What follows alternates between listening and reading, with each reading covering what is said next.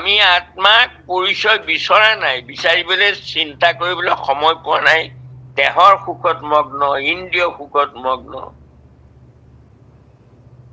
গতিকে আমাক সেই আত্মা সুখৰ কাৰণে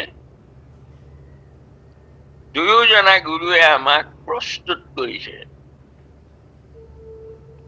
তোমালোক সকলো ঈশ্বৰৰ অংশ। ভগৱন্ত আহিলে তোমালোক তেওঁৰ কাষলৈ যোৱাৰ উপায় দি থৈ গল ৰাতিপুৱা। কৃষ্ণ সূৰ্য কেতিয়া উদয় হয়? পুৱা। কি সূৰ্য উদয় হল? কৃষ্ণ সূৰ্য। পোহৰটো কি দিলে? নাম ধৰ্ম কৰিলা বিদিত। কি নাম ধৰ্ম? সত্য যুগে প্ৰথমত ব্ৰহ্মা আদি দেৱযত হৰিনাম কৰিল গোপুৰ। সেই নাম ধৰ্ম প্ৰকাশ কৰিলে। আৰু সূৰ্য উঠিলে, ৰাতিপুৱালে, ৰাতিপুৱাৰ পিছতো আমি তাৰমানে নিজক জগাব পাৰিছো নে নাই? ডাঙৰ কথা। বাৱে মায়া মাতৃ দক্ষিণত ভক্তি মাও, দেখি ব্যাস ঋষিৰ ৰোমাঞ্চ হৈ লাগাও। এজনী মাই সাৱটি ধৰি শুৱাই থয়, আৰু এগৰাকী মাই যশোদা হৈ আমাক সদায় তুলি থাকে, শুৱাই জগাই। ভক্তি মাতৃ যশোদা ৰূপে। এয়া অকমান গভীৰভাৱে চিন্তা কৰক। কৃষ্ণ দ্বাপৰৰ শেষত অৱতাৰ হল আৰু কলিৰ আদ্যতে তেওঁ তাৰমানে বৈকুণ্ঠলৈ গুচি গল। সেই যুগো এদাই আৰু কৃষ্ণও নাই। এৰিলা পৃথিৱী কৃষ্ণে ধৰ্ম জ্ঞান লৈ বুলিও ঘোষণা দিলে। তথাপি আকৌ আমাৰ যশোদাই কৃষ্ণক জগাই আছে। উঠ উঠ বাপু বাপু, চান্দ বয়ন তেজৰে কমলাপতি। উঠৰে উঠ বাপু গোপালহে। এই জাগৰণৰ গীত। কোন কৃষ্ণক জগাইছে? আত্মা কৃষ্ণক। মায়াই শুৱাই থৈছে, ভক্তি মাতৃয়ে তুলিছে। শুৱাই নিজৰ পৰিচয় লোৱা। মাই শিকাই আছে, উঠা উঠা মৰমেৰে তুলিছে।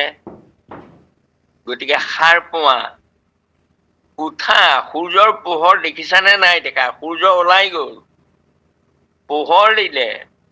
সেই পোহৰেদি বাট বুলিছানে নাই বোলা?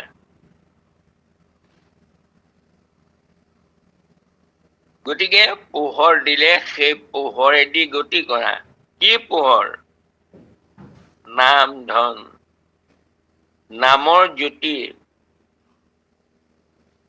তাকেই আমি গাই নিজকে আধ্যাত্মিক তাপ দূৰ কৰিব লাগিব। বৰগীতৰ ৰাগেৰে সৈতে আমি আমাৰ আত্মাক পৰমাত্মাৰ কাষলৈ যোৱাৰ ভাৱটো পুত্ৰ আমি ধৰিব লাগিব। আত্মাক পৰমাত্মাৰ লগত সংযোগ কৰিবৰ কাৰণে ৰাগটো,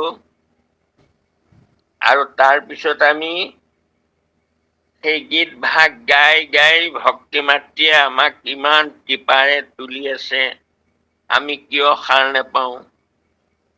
সাৰ পোৱা।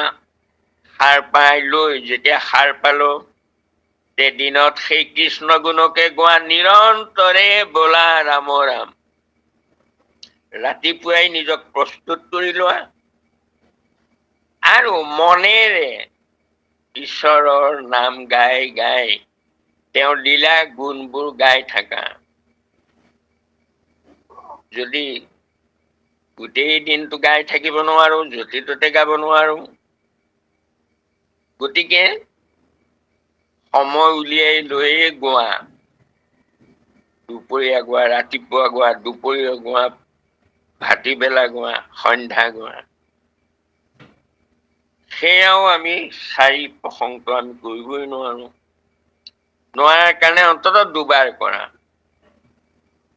পুৱা কৰা আৰু সন্ধ্যা কৰা। এতিয়া মই কব খোজা কথাটো হ'ল এইটো, যে আমি যিমানেই লাগে আমি খুব ধুনীয়াকৈ গোটেইখিনি জানিব পাৰো, জানিলেও কিন্তু আমাৰ ভকতি নহব পাৰে। কাৰণ লক্ষ্যটোৰ পৰা আঁতৰ হৈ গৈ আমি যিমানে সুন্দৰকৈ আমি পৰিৱেশন কৰিব পাৰিম, চব কৰিব পাৰিম। তাৰমানে যিটো নিয়ম বান্ধি দিছে সেইমতে আমি কৰিব পাৰিম। কিন্তু আটাইতকৈ ডাঙৰ কথাটো হ'ল যে আমি আত্মাৰ মুক্তিৰ সম্বল বুলি এই বস্তুটো ধৰিব লাগিব। আমাৰ আত্মাৰ কাৰণে আমি গাইছো। এয়া নাম আমি প্ৰদৰ্শন কৰিবৰ কাৰণে গোৱা নাই। এয়া নাম গাইছো আত্মাৰ মুক্তিৰ কাৰণে। আৰু সকলোকে দেখুৱাই দিছো এইদৰে তোমালোকেও গোৱা। গাই আত্মা পৰিচয় হোৱা। আত্মাৰ তাপ আছে, আধ্যাত্মিক তাপ। এই আধ্যাত্মিক তাপটো আঁতৰাই পঠোৱা, সকলো নামৰ প্ৰেমত মজগুল হৈ যোৱা। আমাৰ কাষলৈ যমদূত আহিব নোৱাৰে। আমি মুক্ত, জীৱনতে মুকুত হৈ থাকা। জীৱনতে মুকুত কেতিয়া হম? মায়া মোহৰ ভাৱবোৰ নাইকিয়া হৈ গল, সম্পূৰ্ণ একো আশা নাই। একমাত্ৰ ঈশ্বৰৰ নাম প্ৰেমত মজগুল হৈ থাকা। জীৱনতে মুকুত হৈ ৰহিলা অৰ্জুন। অৰ্জুনে কৃষ্ণৰ বিৰহৰ গাই গাই কান্দি কান্দি কান্দি কান্দি গৈ শেষত জীৱনতে মুকুত হৈ ৰল, কৃষ্ণৰ বাহিৰে অন্য একো নেদেখে, একো নাই। আৰু সেয়া গাওঁতে গাওঁতে গৈ কেনেকুৱা হব? হৃদয়ত ভগৱন্ত বিদ্যমান হব। আনন্দ মূৰ্তিক মই দেখিলো সাক্ষাৎ, অনন্ত প্ৰকাশক পুতি চন্দ্ৰটো অধিক। আনন্দ সিন্ধুত মন মজিল আমাৰ, গুচিল দেহত মোৰ মোহ অহংকাৰ। দেহৰ প্ৰতি মোহ, দেহটো মই, এই ভাৱটো নাইকিয়া হৈ গল। মাত্ৰ মই জগততে একমাত্ৰ ঈশ্বৰকহে দেখা পাওঁ। মোৰ দেহটোত মই ইন্দ্ৰিয়বোৰৰ বৃত্তি একো মই অনুমানেই নকৰো, মাত্ৰ কৃষ্ণ কৃষ্ণ আহি থাকে অহৰহ। গতিকে মই আপোনাক সকলক আজি এই কথাখিনি এই কাৰণেই কলো, যে এই কথাটো নেপাহৰিব। আমি ধুনীয়াকৈ গীত গাব পাৰিলো, ইয়াত অহংকাৰ কৰিব নালাগে। সকলোৰে কণ্ঠ একে নহয়। কোনোবাই মুঠেই ৰাগটো দিবই নোৱাৰে, কাৰণ কণ্ঠই নকয়। লয়টো ধৰি ৰাখিব নোৱাৰে, স্বৰটো ধৰি ৰাখিব নোৱাৰে। সেইজনে ভাৱটোৱেই গাব লাগিব। ভাৱটো উচ্চাৰণ ভুল হব পাৰে, কথা নাই, ভাৱটো শুদ্ধ হওক। সেইকাৰণে মই সদায় কওঁ যে ভাৱটো প্ৰথম, দ্বিতীয়ত আমাৰ এই হেৰিখিনি শুদ্ধ ৰূপত পৰিৱেশন কৰা কলা, সেইটো কলা, সেইটোৱে বেছিকৈ আমাক ঈশ্বৰৰ কাষলৈ চপাই নিব। শব্দ প্ৰকাশ কৰোতে গীতটো সেয়া আগভাগ দি পেলাই কৃষ্ণ এই ৰাগৰ শেষৰ স্বৰটোৰ পৰাই তাৰমানে আমি কৃষ্ণ শংকৰৰ সেই অৰূপে কৈ থাকে কথাখিনি, তাৰমানে মনটো সম্পূৰ্ণ তাত আমি লগাই ললো।